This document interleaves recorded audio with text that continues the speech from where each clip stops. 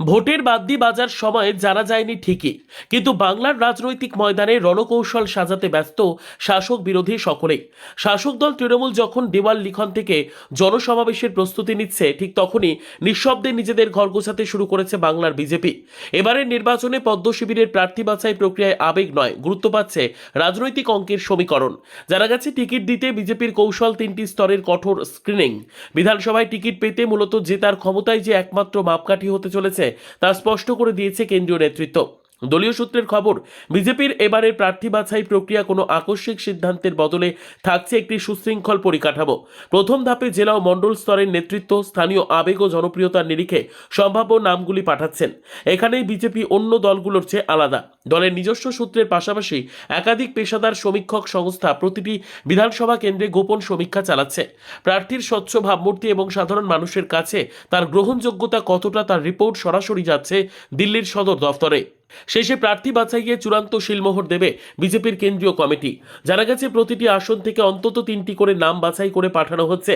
সেই নামের তালিকা থেকে যোগ্যতম ব্যক্তিকে বেছে নেওয়া হবে প্রার্থী হিসেবে। রাজ্য বিজেপির প্রাক্তন সভাপতি সুকান্ত মজুমদার দাবি করেছেন, এবার এমন এক চমকপ্রদ প্রার্থী তালিকা আসবে যা দেখে রাজনৈতিক মহল তো বটেই, অবাক হবেন ভোটাররাও। তার মতে নতুন মুখ এবং অভিজ্ঞতার মিশেলে তৈরি হচ্ছে এই তালিকা। অন্যদিকে তৃণমূল বিজেপির এই রণকৌশলকে পাত্তা দিতে নারাজ। তাদের সাফ কথা, বিজেপি এবার 30টি আসনও পার করতে পারবে না। ঘাসফুল শিবিরের এই আক্রমণাত্মক মেজাজ বুঝিয়ে দিচ্ছে, বিজেপি যতই আঁটো ছক করুক, রাজনৈতিক লড়াইয়ে এবার 1 ইঞ্চিও জমি ছাড়বে না মাটি মানুষের সৈনিকরা। রাজনৈতিক বিশ্লেষকরা বলছেন, বিজেপির এই ত্রিস্তরীয় কৌশলের প্রধান উদ্দেশ্য হল গোষ্ঠীদ্বন্দ্ব রক্ষার পাশাপাশি বহিরাগত প্রার্থী দেওয়ার তকমা এড়ানো। গত বিধানসভা নির্বাচনে অনেক দলবদলু নেতাকে টিকিট দিয়ে বিজেপি যে ধাক্কা খেয়েছিল, তা থেকে শিক্ষা নিয়েই এবার সতর্ক পা ফেলছে তারা। কেন্দ্রীয় নেতৃত্বের এই খবরদারি আদতে রাজ্য নেতৃত্বের ওপর চাপ বাড়ালেও এতে প্রার্থীর ব্যক্তিগত ক্যারিশমার চেয়ে সংগঠনের শক্তি বেশি প্রতিফলিত হয়।